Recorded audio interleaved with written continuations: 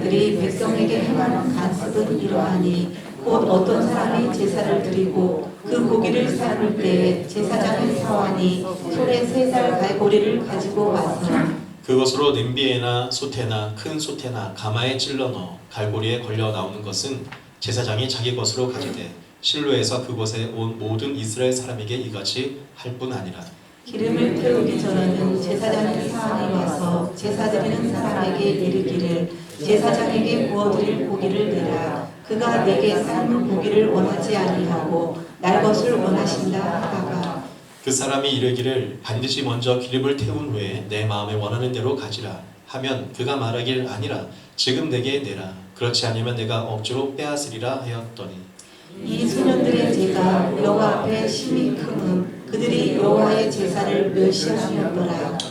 사무엘은 어렸을 때에 세마포 에봇을 입고 여호와 앞에서 섬겼더라.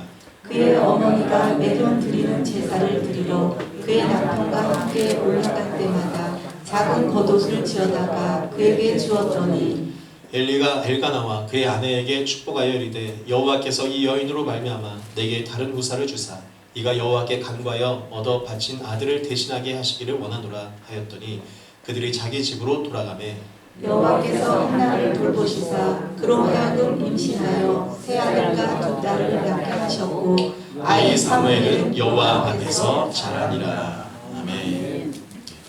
오늘은 사무엘상 2장 12절부터 21절의 말씀을 본문으로 행복한 가정의 길 시리즈 설교가 오늘부터 시작이 되는데요. 첫 번째 시간으로 통하는 가정이라는 제목으로 함께 은혜를 나누고자 합니다. 태국에 가면 아주 중요한 관광 코스 중에 하나가 태국 코끼리 쇼입니다. 그래서 이 코끼리 쇼가 나라의 아주 중요한 관광 자원이기도 하다 보니까 어느 날 이제 국왕에 참여를 한 거예요. 그래서 국왕의 코끼리 쇼를 쭉 보다가 국왕이니까 얼마나 많이 받겠습니까? 그래서 좀 새로운 걸 보고 싶다. 그래서 조련사를 불러서 이렇게 얘기를 합니다. 코끼리가 울게도 할 수 있냐? 뭐 울게 해봐라. 여러분 근데 조련사가 너무 듣고 황당한 거예요. 어떻게 코끼리를 울게 합니까? 그래서 난감해하고 있을 때 갑자기 객석에서 한 사람이 소리를 번쩍 드는 거예요. 제가 해보겠습니다.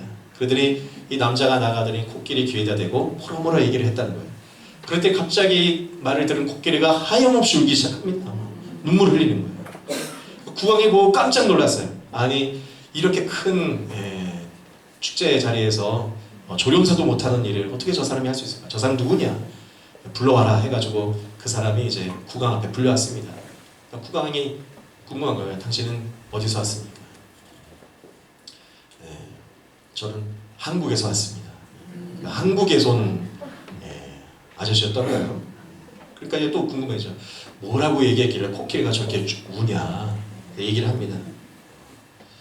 내가 퇴직한 한국의 40대다 라고 코끼리 귀에 대고 얘기했더니 코끼리가 막 공감해주면서 펑펑 울며 야, 국왕이, 태국 국왕이 정말 한국의 40대를 살기 힘든가 보군. 그러면 하나 더 이제 생각이 나는 겁니다. 그러면 저 코끼리가 혹시 2발을 들고 고개도 막 흔들게 하는 그런 재주 부리게 할 수 있냐고. 이 40대가 생각해보더니 할 수 있겠다고 하는 거예요. 또 내려갑니다. 그리고 코끼리 귀에 대고 뭐라 얘기를 했어요. 그들이 정말 그 얘기가 끝나자마자 코끼리가 앞발을 들더니 막 흔들기 시작하고 고개를 절레절레 흔들고 국왕이 또 와서 불렀어요. 도대체 뭐라고 얘기했길래 저러냐 그랬더니 이렇게 얘기한 겁니다. 너 나 따라서 한국 가서 살래? 라고 물었더니 코끼리가 절대 그럴 수 없다고 고개를 흔들면서 거부했다는 얘기인데 여러분 이 얘기를 지금 들으시는 40대, 50대 뭐 남자뿐만 아니라 우리 어머님들도 뭐가 느껴지는 겁니까? 지금 우리나라의 가장의 역할 또 부모의 역할을 하기가 얼마나 힘든지 그것을 보여주는 자화상 단적인 유머라고 할 수 있습니다. 저도 그런 것 같아요. 이 얘기를 보면서 너무 공감이 된 게 어렸을 때 꿈이 아빠이기도 했습니다. 아빠가 돼야지 나는 행복하게 잘 살 거야. 근데 40대가 되고 가장이 되보니까요 이게 평범한 아빠가 되는 게 이렇게 힘든 일이었나? 이야 정말 우리나라의 정말 아빠들, 엄마들, 이 가정을 이루고 살아가시는 모든 사람들은 이분들이 다 영웅이고 다 일상의 평범한 삶을 살아간다는 것이 얼마나 큰 축복인가를 제가 살아보니 깨닫게 됩니다. 쉽은 일이 아니라는 거죠. 자, 어려운 길이지만 그러나 또한 길이 있을 줄 믿습니다. 하나님께서는 우리에게 다 행복하게 살 수 있는 길을 열어주셨어요. 그게 그래서 창세기 보면 창조의 이야기가 행복하게 너희들 살아라 라고 선포하는 창조의 이야기거든요. 자, 그래서 이제 올해가 12주 정도 남았습니다. 이 남은 시간 동안 나는 어떤 말씀을 전하고 우리 성도들과 나눌까, 우리 가족이 행복의 길로 갔으면 좋겠다라는 생각이 들었습니다. 특히 이제 목회를 하면서 더 느끼는 것은 이분이 교회 봉사도 많이 합니다. 또 헌금도 열심히 하시고 기도도 많이 하시고, 자, 그런데도 만났을 때 첫 번째 얘기가 정말 좀 우리 가정이 변했으면 좋겠다고, 이 왼수가 좀 변했으면 좋겠다고, 어떻게 우리 가정이 행복해질 수 있냐, 이런, 하나님 왜 이런 응답을 안 해주는지 모르겠어요. 이런 얘기를 들을 때에 정말 이제 때가 됐구나. 우리 가정, 우리 교회가 5월에 달에 그냥 한번 가정에 설교할 것이 아니라 정말 가정의 행복을 위해서 하나님이 알려주신 길이 있는데 그 길을 갔으면 좋겠다.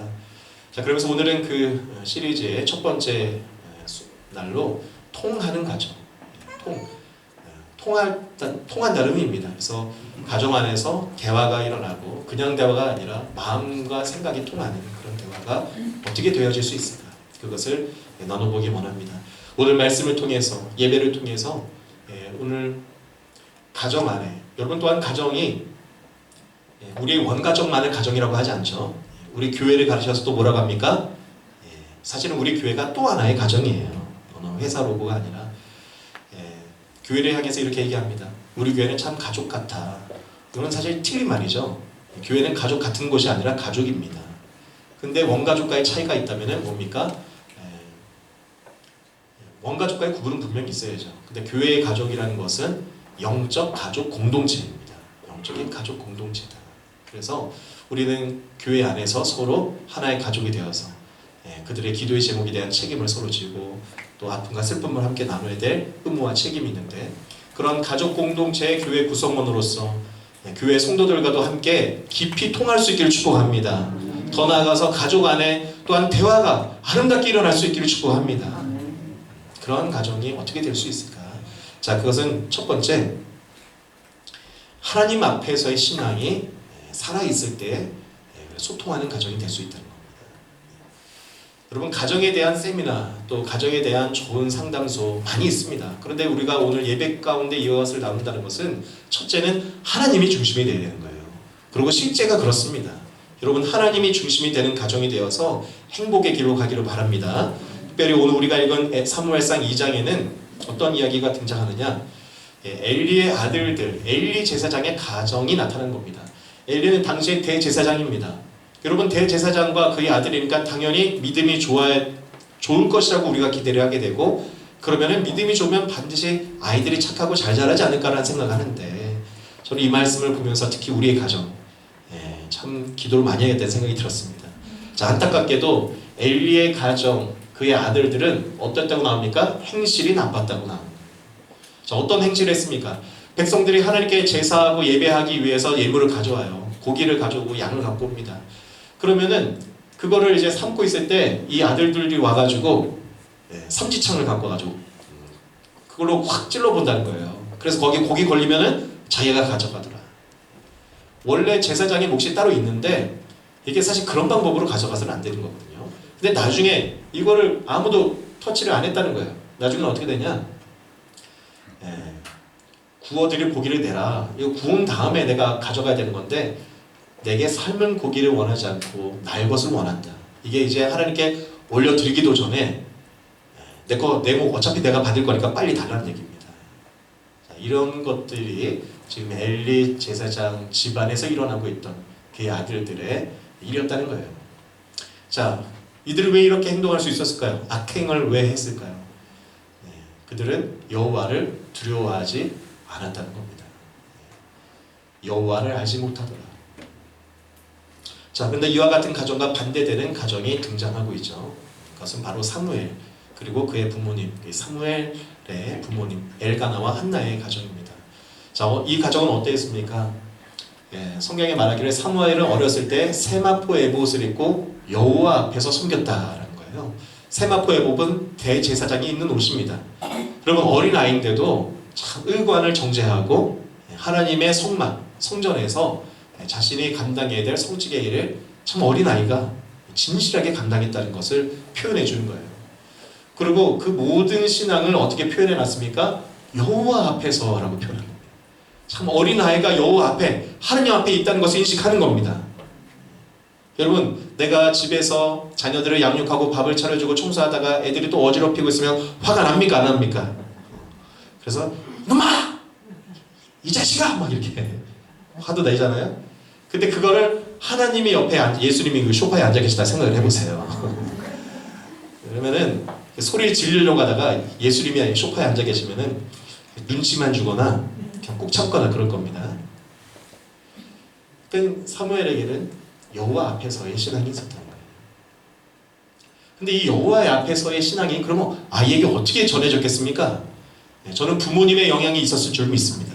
실제로 부모 사무엘의 어머니, 아버지 19절에 보면 그의 어머니가 매년 드리는 제사를 드리러 그의 남편과 함께 올라갔다는 겁니다. 그러니까 매년 절기가 있을 것이고 또 하나님 앞에 대속제일에 속죄할 것이고 이렇게 예배를 드리러 제사하러 갈 때마다 자 엄마만 갔다는 겁니까? 같이 갔다는 거예요. 남편과 함께 하나님을 예배하는 가정이었다라는 것이에요. 자, 하나님을 어머니 아버지가 경외하는 겁니다. 실제로 한나는 사무엘을 어떻게 하다 얻은 겁니까? 간절히 기도하다가. 그러니까 사무엘이 본 것은 태어날 때부터 어머니가 기도하는 모습이었고 아버지 어머니가 함께 제사 예배 드리러 가서 하나님을 경배하는 그 뒷모습을 봤어요. 여러분, 자녀들은 부모의 뒷모습을 보고 배우는 줄 믿으시기 바랍니다. 어제 우리 전도 마치고 권사님들이 식사를 준비하셔서 밥을 먹는데 이게 우리 아이들이 내려와 아이들도 같이 먹게 해주신 거예요. 그러니까 아이들이 내려오는 순간 제가 얼마나 감사합니까? 공짜 밥을 먹으니까. 그러니까 큰 절을 해라 했더니 아들들이 먼저 내려왔는데 아들들이 인사를 잘 안 하는 거예요. 제가 힘으로 강요했습니다. 고개 똑바로 숙여. 배꼽에 손 안 올려? 막 협박하고 그랬습니다. 그 순간 제가 생각이 나는 거예요. 우리가 위에 첫째, 둘째 딸을 키울 때는 딸들이 인사를 잘했거든요.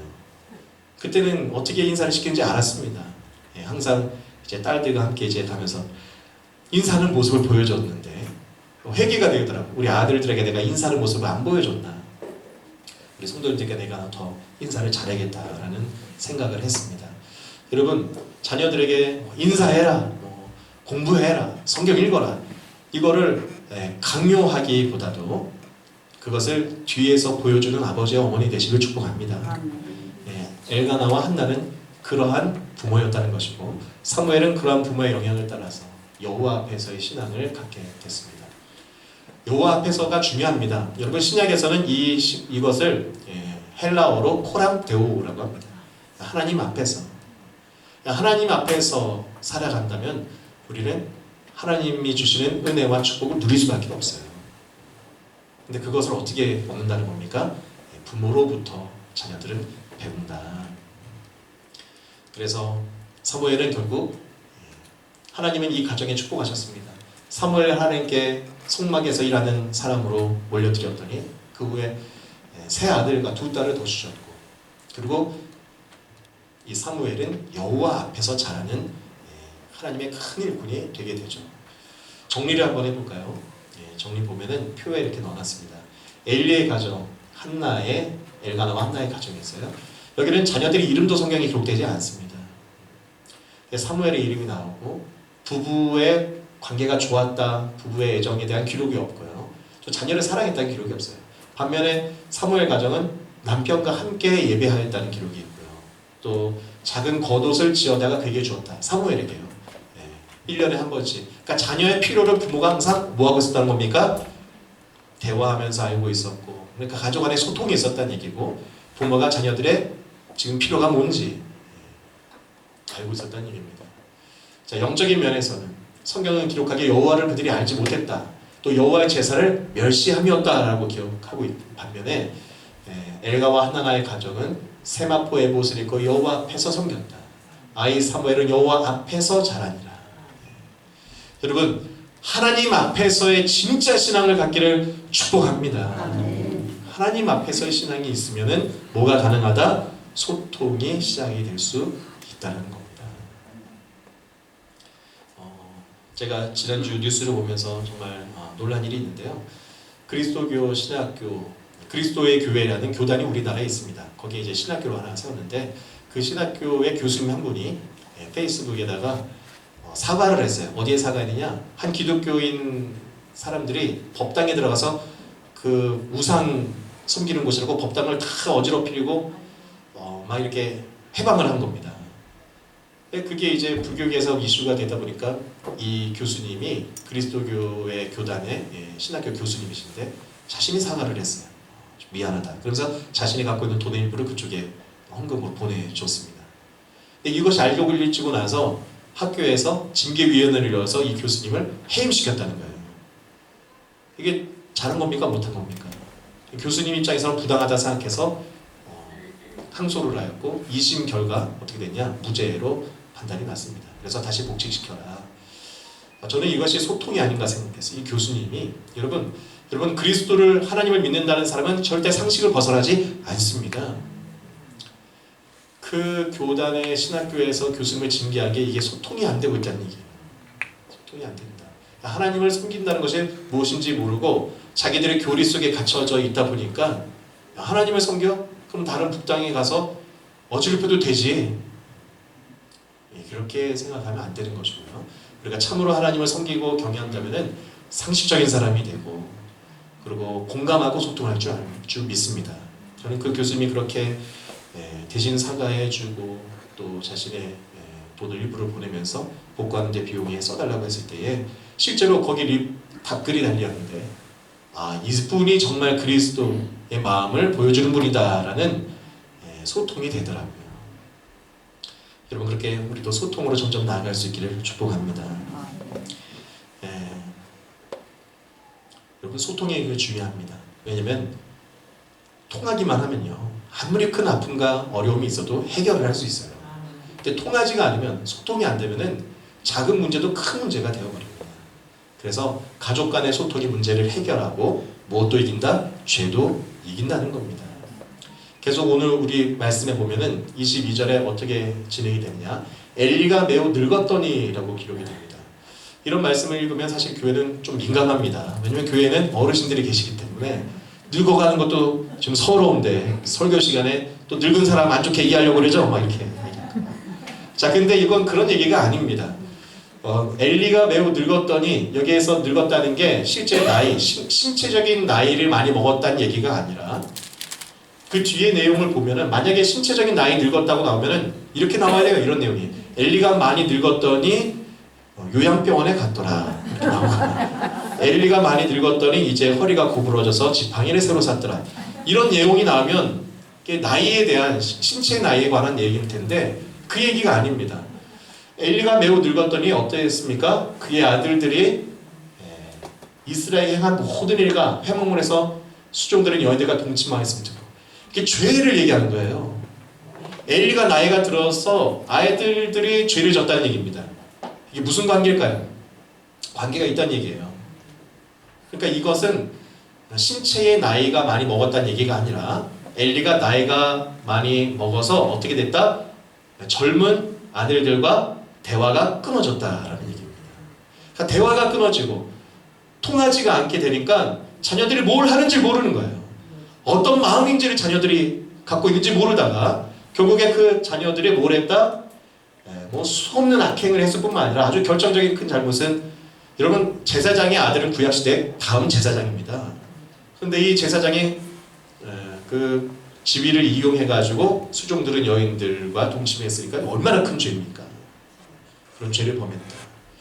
자, 그래서 문제가 뭐냐? 여기에서 엘리가 매우 늙었다는 표현은 자녀들과의 거리를 얘기하는 건데 조금 더 구체적으로 얘기한다면 심리적인 거리를 얘기하는 겁니다. 심리적인 거리, 세대의 차이, 문화의 차이가 커지면서 뭐가 안 된다? 통하지를 않았다는 거예요. 아버지랑 얘기를 했습니다. 근데 아버지가 너 무슨 고민이냐? 뭐 힘든 게 뭐야? 네가 바라는 게 뭐야? 제가 이렇게 잘 얘기할 수 있는 엘리의 마음을 안다는 게 우리 아버지가 저에게 늘 그렇게 얘기했기 때문입니다. 저희 아버지가 저 어렸을 때 이제 밥을 같이 아버지랑 가끔가다 둘이 먹을 때가 있지 않습니까? 그러면 경상남도 사나이예요. 아무 얘기도 안 하세요. 밥만 드세요. 그렇게 끝까지 가면 참 좋은데 갑자기 밥을 먹다가 너 요즘 고민이 뭐냐? 갑자기 물어보세요. 그리고 제 어렸을 때 기억이 야 정말 고민은 생각이 안 나고 내가 뭐라고 말을 해야 되나. 안 그래도 불편한 아버지하고 그냥 막 밥을 꾸역꾸역 이렇게 먹은 다음에 빨리 마무리하고 뭐라고 대충 얘기하고 나왔던 기억이 있습니다. 아버지하고 제가 컸을 때 좀 진지한 대화를 나눌 때 그런 얘기를 했어요. 제가 아버지하고 좀 마음의 깊은 얘기를 못 나눴던 것 같다. 근데 아버지가 화를 내신 거예요. 나는 분명히 너한테 고민을 뭐냐고도 물어보고 힘든 게 뭐냐고도 물어봤다. 근데 여러분 고민이 뭐냐고 똑같아요. 지금도 우리 학생들 있지만 물어보십시오. 얘기할 친구 있습니까? 없어요 하고 가버려요. 그렇게 하기까지 뭘 만들어야 되는 겁니까? 예, 공감하고 소통하고 이게 함께 관계를 만들어야지 그런 얘기를 할 수 있는 건데요. 함께 공감하지 못한다는 얘기죠. 그러다 보니까 어떤 일이 일어났습니까? 자녀들이 하는 일들을 아버지는 알지 못하는데 다른 백성들은 알았어요. 다른 사람을 통해서 자녀들이 무슨 짓을 하는지 듣게 되었을 때 참 이게 아주 사실은 이것이 그 가정의 어려움에 가장 중요한 문제라고 하는 겁니다. 한 아들이 얘기합니다. 아빠 나 오늘 별다방에서 친구를 만나고 올 거야. 늦으니까 기다리지 마세요. 아버지가 얘기합니다. 우리 동네에 다방이 있나? 별다방 어디입니까? 모르세요? 스타벅스죠. 스타벅스. 딸이 저녁에 늦은 시간인데 친구 생일이라고 축하줘야 된다고. 남자친구 생일이라고. 금방 나갔다 오겠다고 나갔는데 아니 딸이 나갔는데 이게 10시가 지나고 11시가 지나도 안 들어오는 거예요. 12시가 돼도 안 들어왔습니다. 아버지의 생각 속에는 이제 내가 이놈을 그렇게 안 가르쳤는데 오늘 사고 치는 건가 막 여러 가지 생각이 지나가는 거예요. 1시가 넘어서 딸이 들어왔습니다. 아버지가 막 노발대발하는 거예요. 네가 어떻게 이 시간에 들어올 수 있냐? 내가 널 그렇게 가르쳤냐? 막 질책을 했습니다. 딸이 얘기합니다. 아버지 요즘은 생일 0시에 축하해줘요. 생일 시작되는 땡 0시에 축하해줘야 돼서 축하해주고 바로 온 거라. 아무 일도 없었는데 아버지는 염려가 되는 거죠. 뭐 제가 적절한 예였는지 모르겠지만 우리 자녀들의 생각과 우리의 아버지 어머니 세대와의 차이를 예를 들어 보려고 한번 소개를 해드렸습니다. 자 그래서 대화에 관한 학자들은 이렇게 얘기를 합니다. 자녀들이 성장의 감에 따라서 부모의 역할 또 부모가 대화하는 자세가 태도가 바뀌어야 된다는 얘기예요. 이 그림은 뭐냐면은 여기 이제 사선이 하나 있죠. 이 사선을 기준으로 위에는 동그라미가 부모의 힘을 얘기하는 겁니다. 그리고 아래쪽은 자녀의 힘의 크기를 얘기하는 거예요. 자녀가 막 태어났습니다. 응애 하고 갓난아이는 힘이 셉니까 작습니까? 힘이 없죠. 그러나 이때 시기에 부모의 힘은 20대 초반에 30대에 가장 힘이 넘칠 때예요.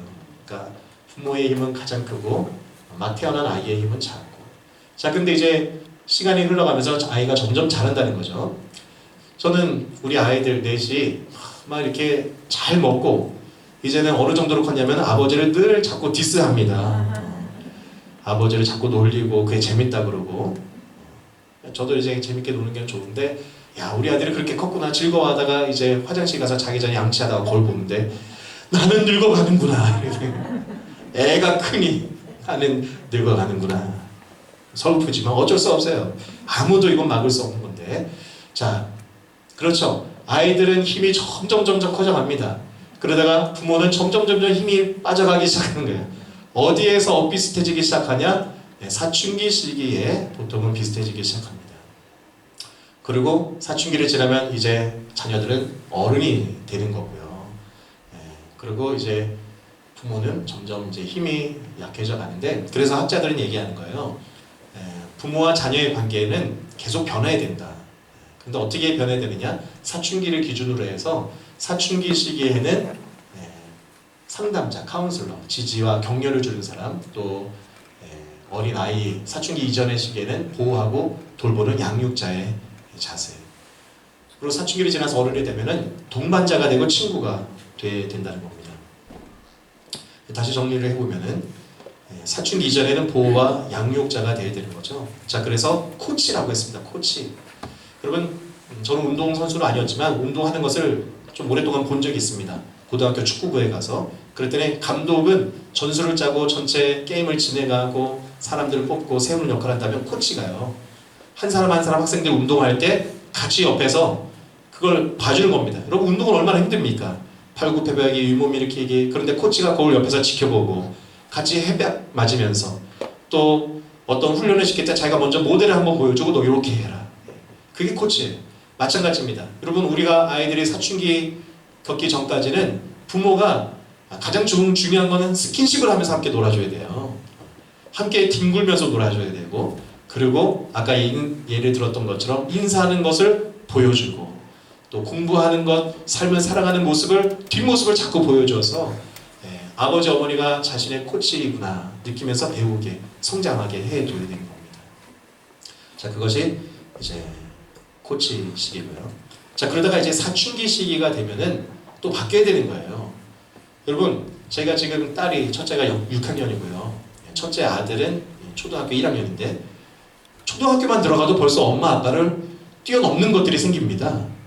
우리 하연이는 그 상식의 부분에 있어서 요즘 책들 이렇게 여러 가지, 그러니까 제가 모르는 것들을 훨씬 더 많이 알고 있는 것도 있습니다. 특히 이제 한자 같은 경우에 한자 시험 애들이 준비한다고 그 자격증 따는 거 준비하고 나니까 제가 모르는 한자를, 특히 우리 하율이 같은 경우는 더 많이 알고 있더라고요. 모든 단어의 뜻을 다 한자로 풀이하려고 막 합니다. 너무 재밌다 그러고. 그리고 종이 비행기 접기에 있어서도 하율이가 저를 이미 뛰어넘었습니다. 저는 제트 비행기하고 뭐 딱 2가지만 만들 수 있는데 요즘 유튜브가 워낙 발달되다 보니까 선생님들에게 잘 배워가지고 종이 비행기 국가대표가 되겠대요. 이걸 어떻게 바꿔주나 지금 고민하고 있는데, 벌써 이제 초등학교를 지나서 그러면 10대가 되고 사춘기를 지나는 아이들은 이미 부모님들이 아는 것보다 훨씬 더 많은 것을 알기도 하고 많이 성숙해 있다는 겁니다. 근데 여전히 어린 아이로 취급하면서 모든 것을 다 결정해주고 다 가르쳐주고 지시해주려고 하면은, 그러니까 이게 사춘기 시절에 부모하고 갈등이 생기는 거예요. 그래서 사춘기 시기에는 뭘 해야 됩니까? 지지하고 격려해줘야 됩니다. 그들의 생각을 지지하고 격려해준다. 카운슬러라고 하는데, 여러분, 상담자 하면은 우리가 일반적으로 생각하기에 문제를 얘기하면은 답을 주는 사람이 상담자로 생각할지 모르지만, 사실 상담을 진짜 받아보려고 전문 상담소의 상담사를 만나면은 답을 바로 안 줍니다. 10번에서 12번의 회기를 정하고, 여러분 또 이게 비싸요. 진짜 전문 상담을 배우신 분에게 상담을 받으면 보통이 한 10만 원입니다. 근데 저에게는 그냥 오시면 그냥 해드립니다. 근데 돈을 정말 내면서 한 번, 2번, 3번, 3회기 정도까지 만나면 사람들이 막 그만하기도 한다고 합니다. 왜냐면 돈이 아까우니까. 내가 돈을 내고 뭔가 결론을 얻고 해결을 받기 위해서 가는데 이 상담사가 그런 답은 말해주지 않고 계속 듣기만 한다는 거예요. 듣기만. 여러분, 근데 상담의 가장 중요한 기술, 가장 놀라운 기술은 사실은 들어주는 기술입니다. 여러분, 상담을 잘하는 사람을 만나면은요, 다른 사람에게 얘기하지 않던 내 속마음이 술술술술 나와요. 자, 왜 그럴까요? 그 사람이 공감해주면서 듣기 때문입니다. 그냥 듣는 게 아니에요. 내가 한마디를 하면은 그 말을 한 나의 속마음을 상담사, 아주 뛰어난 상담사는 그 속마음을 건드려줘요. 아, 그때 그래서 그러면 힘드셨겠네요. 슬펐겠어요. 아, 그때 진짜 하늘을 날아가는 듯한 기분이셨겠네요. 여러분, 마음이 인정을 받으면 사람의 가장 근원적인 욕망은 인정받고자 하는 겁니다. 그렇게 마음의 인정을 자꾸 받으면은 기뻐서요, 술술술술 다 얘기한다는 거예요. 놀라운 것은 어떻게 되냐? 그렇게 마음을 인정받으면서 공감받으면서 얘기하다 보면은 그 과정 중에 스스로 답을 자기가 얘기해요. 스스로 치유가 나타난다는 겁니다. 그러니까 가르치려고 사춘기 때 자꾸 뭔가 결론을 내주려고 하면은 자녀들이 어떻게 된다? 오히려 더 이제 부모를 도망다니기 시작합니다. 어렸을 때 저의 성장 과정 중 아주 잊혀지지 않는 성장 과정의 한 이야기가, 저희 아버지가 짐을 보러 하셔서 가게에 있는데 어느 날 아버지가 가게에 계셨어요. 형과 제가 있었는데 심심하니까 텔레비전을 틀었습니다. 그때는 케이블 유선방송이라고, 지금은 케이블 TV로 한 100개 채널이 나왔지만 그때는 마을에 유선방송이 하나가 돌아다니는데 딱 한 채널만 나와요. 그 유선방송에서 틀어주는 영화, 텔레비전 프로그램만 보게 되어 있습니다. 근데 그때 틀었는데 하필 거기에서 강수현 주연의 시바지라는 영화가 나왔어요. 아버지하고 2살 위 형, 남자, 저하고 셋이서 그 영화를 처음부터는 아니고 아마 뒷부분부터 봤던 것 같아요. 그러니까 뭐 야한 장면도 안 나왔고 어쨌든 막 이렇게 아이도 낳고 뭐 그런 게 뽀뽀도 하고 나왔습니다.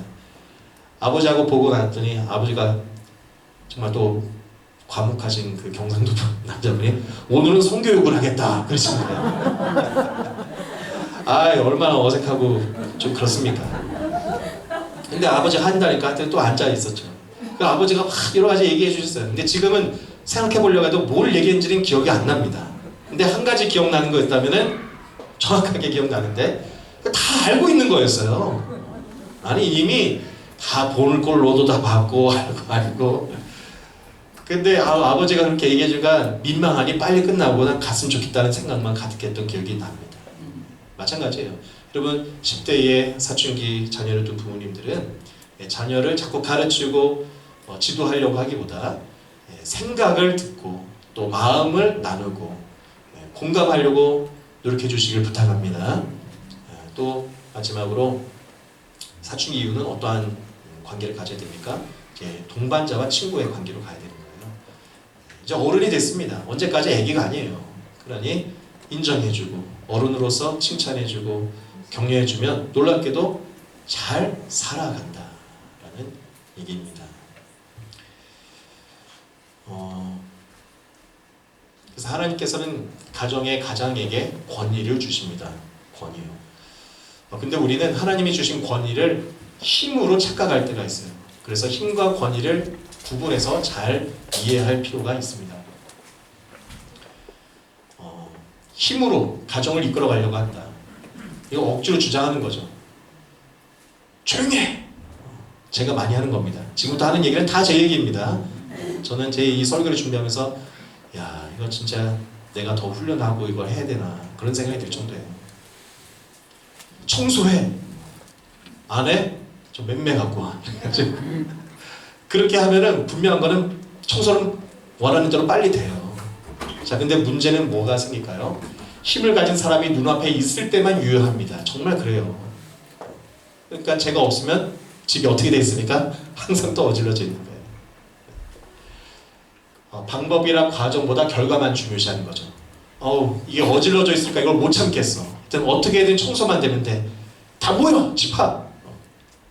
그래서 제가 인격적으로 한다고 3번까지는 말로 하고 4번째도 말을 안 들으면 맴매를 하는데, 자, 어쨌든 힘으로 과정이나 그런 것이 중요한 게 아니라 나는 빨리 좀 깨끗해졌으면 좋겠다 하면 그렇게 되는 거죠. 자, 그러다 보니까 가족들의 감정이나 마음에는 관심이 점점 없어지게 되는 겁니다. 그래서 사실은 가장 중요한 게 마음이에요. 감정이고요. 근데 이것을 무시하고 자꾸 결과만 찾다 보면 상처와 분노가 가족들에게 쌓이게 되는 거죠.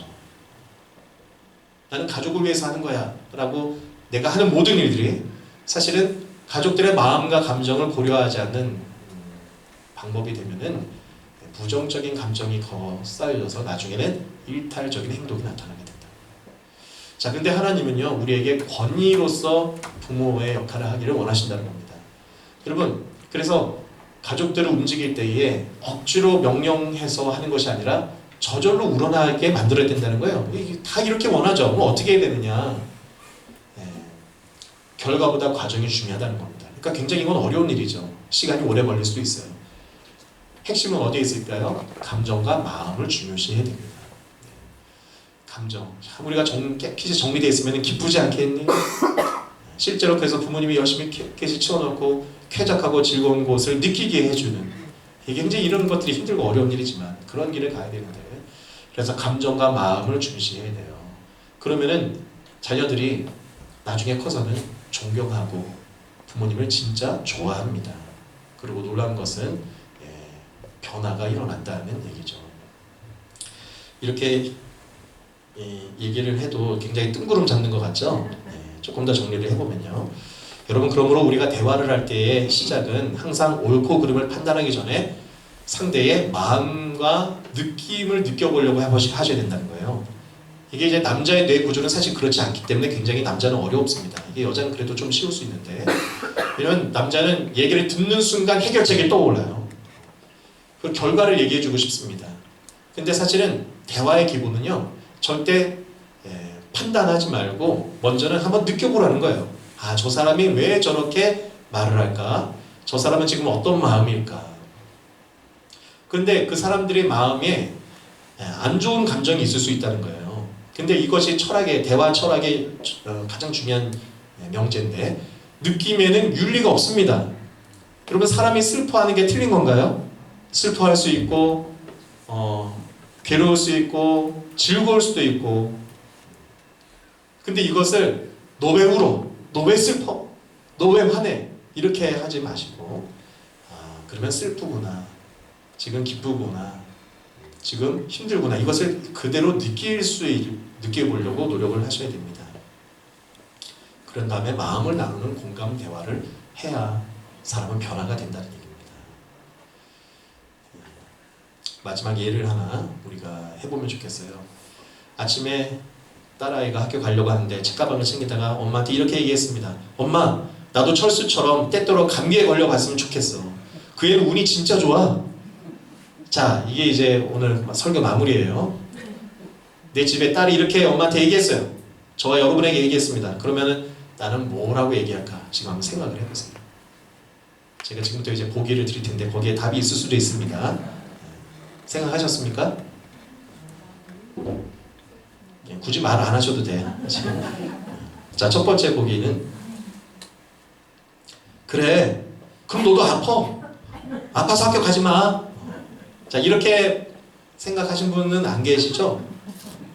자, 이런 대화는 사실 굉장히 안 좋은 대표적인 예입니다. 왜냐하면 이런 것이 이중 메시지라고 하는 거예요. 이중 메시지. 자, 이게 진짜 엄마가 지금 그래서 아프란 얘기인가요? 아프지 말란 얘기인 것 같은데 사실 또 모르겠어요. 엄마도 뭘 얘기하는지 모르는데 분명한 건 엄마는 그냥 생각나는 대로 얘기한 거고, 이렇게 얘기하니까 마음이 좀 시원해진 것 같으니까 얘기하는 건데요. 이것을 대화에서는 이중 메시지라는데 가장 안 좋은 대화의 방법입니다. 왜냐면은 듣는 사람 입장에서는 진짜 뭘 해야 되는지 모르는 거예요. 내가 그러면 지금 아파야 되나? 아파서 안 가도 되나? 근데 안 되는 거죠. 왔다 갔다 합니다. 이중 메시지 대표적으로 몇 가지만 얘기해보면, 엄마하고 아들하고 막 싸웁니다. 엄마가 이제 화가 나요. 말이 안 통해. 나가! 했어요. 나가! 아들이 이제 고민인데, 내가 지금 분위기상 나가야 되는 건가? 그래서 짐을 싸요. 막 싸서 이제 가방 들고 나가라니까, 이놈아, 내가 진짜 나가라는 얘기냐? 이런 게 이중 메시지예요. 그러니까 아들 입장에서는 그럼 나가야 될 때까지 계속 혼날 거라고 생각이 들고, 그렇다고 나가니 또 혼나요. 밥 먹어! 했습니다. 그래서 밥을 막 먹고 있는데 또 얘기합니다. 아유, 잘 처먹네. 잘 먹으란 얘기인지 먹지 말란 얘기인지. 여러분, 요즘 사회적으로 조현병이 문제가 되지 않습니까? 이 조현병이라는 게 환상이 보이고 환청이 들린다는 건데, 가장 큰 원인은 의사들은 첫째가 유전 성향 때문이라고 하는데, 그 다음 이유로는 이 이중 메시지예요. 그러니까 어려서부터, 이게 지금 우리가 웃고 지나갔지만 어려서부터 계속 이렇게 이중 메시지를 듣는 자녀들, 사람들은요, 커서요 진짜 어떻게 해야 될 줄 모르는 거예요. 내가 이렇게 하면 저렇게 하는 거 아니야? 이렇게 혼날 거 아니야? 그러니까 환청이 들리기 시작하는 겁니다. 뭘 해야 될지 모르고, 그리고 환상이 보이고. 여러분, 이중 메시지를 쓰지 않으시도록 정말 결단하시길 바랍니다.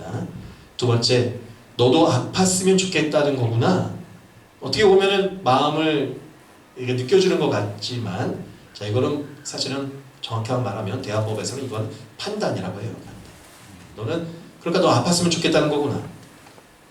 여기 이제 감정이 아니에요. 이건 감정. 그냥 상황을 판단하는 거죠. 근데 여러분 이렇게 판단하는 대화를 자꾸 하면은 그 상대 입장에서는 그 사람을 자꾸 피하게 됩니다. 여러분 사람은 판단받고 싶어 하지 않아요. 공감받고 인정받고 싶어 하는 거지 내 생각을 그 사람도 느껴주길 원하는 거지. 내가 대화하러 갔는데 자꾸 그러니까 이렇게 해요. 저렇게 해요. 그러니까 넌 이렇게 생각하는 거요? 이렇게 얘기하면은 주변에 사람이 자꾸 없어져요. 판단은 안 된다. 세 번째, 너는 확실히 철수를 부러워하는 거야. 이거 뭡니까? 이것도 뭔가 부러워하는 거야 하는 것까 이제 자녀의 입장을 이제 생각하는 거라고 생각할 수 있지만 이것도 이제 좋은 예는 안 되는 게 비교죠, 비교. 그러니까 대화는 그 사람과의 관계에서 얘기하는 게 가장 좋습니다. 다른 사람을 끌어들여서 자녀들은 특히 이제 비교하는 걸 가장 싫어해요. 자, 그럼 뭐가 좋은 예가 될 수 있을까 생각해 봤을 때 너는 운이 없다고 느끼는구나. 이것도 이제 교과서적인 답이고 조금 더 실제로 얘기를 한다면 여러분 저는 실제 이런 일이 있었습니다. 저 어렸을 때 학교에 눈병이 돌거나 피부병이 돌 때가 있었어요. 그러면 눈병이 돌면은 학교에서 조퇴를 시켰습니다. 집에서 엄마가 전화 눈병 나서 못 보내요 그러면 안 가도 됐었어요. 그래서 학교에서 아이들이요 쉬는 시간에 모여서 서로 눈 막 비벼줬습니다. 눈병 걸린 친구 비빈 다음에 자기 눈에 비비고 그러니까 기도했어요. 하나님 저 눈병 걸리게 해주세요. 근데 눈병이 안 걸렸어요. 그러면 무슨 마음이 들더라? 저는 정말 버림받은 줄 알았습니다. 하나님 날 버리셨구나.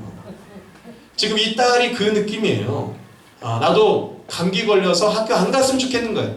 근데 걔만 감기 걸리게 해줬어. 누가? 하여튼 모르는 어떤 분이 너는 저라면 이렇게 얘기했을 거야. 야 그럼 너 하나님께 선택 못 받았네. 이렇게 너 안 뽑혔구나. 이러면 이제 자녀들 입장에서 그래도 우리 엄마 아빠가 좀 센스가 있네. 이제 이게 책에 있는 내용인데요. 이 책에 이것이 이제 대화의 시작입니다. 사실은 딸이요 학교에 가기 싫은 거예요. 그거를 아픈 감기 걸린 아이 이야기로 얘기를 했는데 엄마가 그 이야기를 마음을 느껴 네가 운이 없다고 느꼈구나. 마음을 만져줬더니 그럼 나는 학교에서 요즘에 짜증이 나. 네가 요즘 짜증이 나네. 어려운 일이 있나 봐. 그러면서 선생님과 관계를 얘기하기 시작하고 고민을 줄줄줄줄 얘기하면서 상담의 예를 보여주는 과정인데요.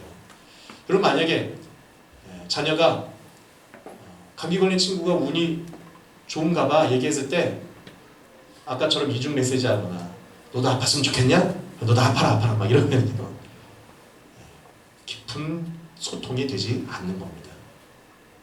자, 대화가 되지 않고 소통이 이루어지지 않는 가정이 아까 소개한 엘리의 가정 그리고 그의 자녀들은 결국에 부모의 돌봄과 관심 밖에 살 수밖에 없었고 큰 죄악 가운데 있게 되었죠. 여러분 그러나 하나님을 모시고 소통하는 가정은 하나님께서 그 문제가 소통 중에 치유되게 하시고 회복되게 하실 줄 믿습니다. 지금 이것을 한 번에 다 할 수는 없지만 우리가 12주 동안 함께 나누어가면서 우리의 가정이 행복의 길로 가게 될 줄 믿습니다. 더 소통하고 더 사랑하는 가정, 하나님을 정말로 중심에 모신 가정 되기를 주님의 이름으로 축복합니다. 우리 찬양으로 우리의 그런 마음을 하나님께 고백하기 원하는데요. 아버지, 당신의 마음이 있는 곳에 나의 마음이 있기를 원합니다. 그렇게 찬양으로 고백합니다.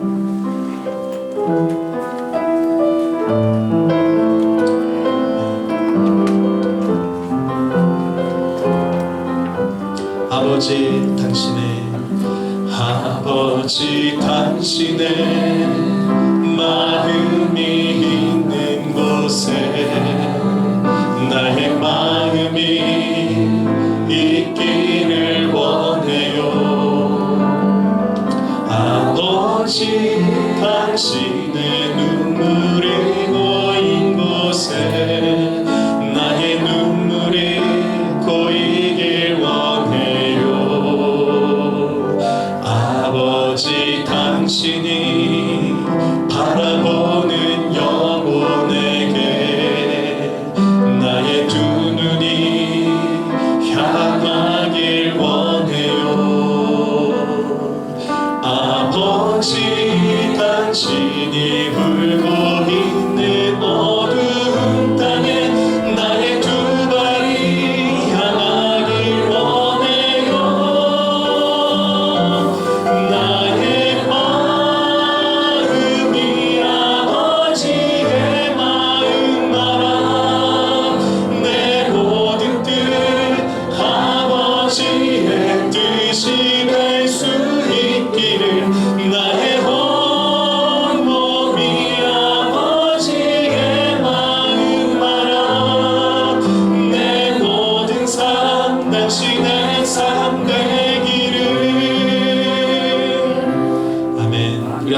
눈을 감고 기도하도록 하겠습니다. 여러분, 하나님은 우리의 아버지신데 우리의 마음을 가장 잘 알아주시고 우리의 마음에 항상 말씀하시고 우리가 필요한 위로와 격려를 주십니다.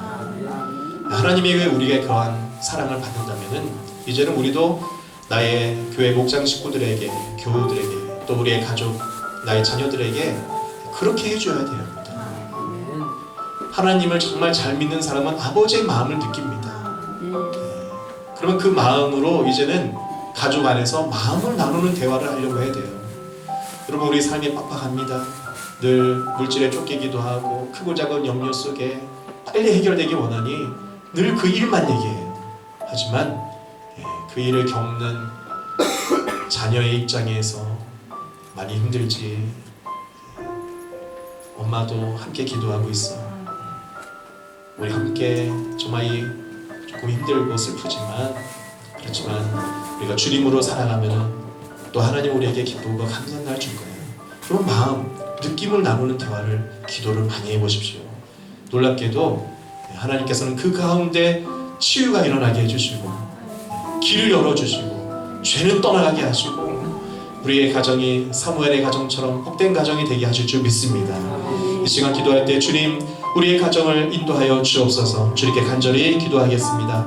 살아계신 하나님 아버지, 오늘 우리가 마음을 나누는 하나님 마음의 중요성, 마음으로 통하는 가정이 되기를 사모하고 원하며 기도합니다. 아버지 하나님, 우리 모든 멋진 교회 성도들의 가정들이 하나님 말씀으로, 마음으로 더 깊이 대화하고 소통하고 통하는 가정이 될 수 있게 하여 주옵소서. 우리는 늘 바쁩니다. 해야 할 일들이 많습니다. 아버지, 정말로 그래서 우리 입술에서는 대화하고 마음을 나누고 깊은 나눔을 하기보다도 아버지 결론을 맺고 판단하고 비교하고 아버지 하나님 정말로 마음을 느끼지 못하는 아버지와 같은 말 대화들이 많습니다. 아버지, 우리의 대화를 고쳐주시고 우리 입술을 복되게 바꿔주시고 하나님의 사람들로, 복된 가정들로 변화시켜 주시옵소서. 사랑이 많으신 하나님 아버지, 하나님 아버지의 마음이 우리에게도 있기를 원합니다. 우리의 마음을 항상 우선에 두시고 우리를 살피시고 돌보시고 보호하시는 하나님 아버지, 우리도 이제는 주님의 그 마음을 알아서 남편에게, 아내에게, 우리의 자녀들에게 마음과 느낌을 나누며 대화하며 더 깊은 소통으로, 더 깊은 나눔으로 나갈 수 있게 도와주시옵소서. 살아갈수록 행복하기 원합니다. 살아갈수록 함께 나누고 함께 대화할 수 있는 사람들이 많아져서 함께 행복할 수 있길 원합니다. 하나님, 12주 동안의 설교 말씀 예배를 통해서 우리가 더욱 그러한 하나님의 사람들로 변화되고 성숙되어져 가게 축복하여 주옵소서. 이제는 우리 주 예수 그리스도의 은혜와 하나님 아버지의 무한하신 사랑과 성령님의 내주 축복 인도하시는 은혜가 오늘 말씀을 듣고 돌아가는 모든 성도들 머리 위에 이제부터 영원까지 함께 있을지어다.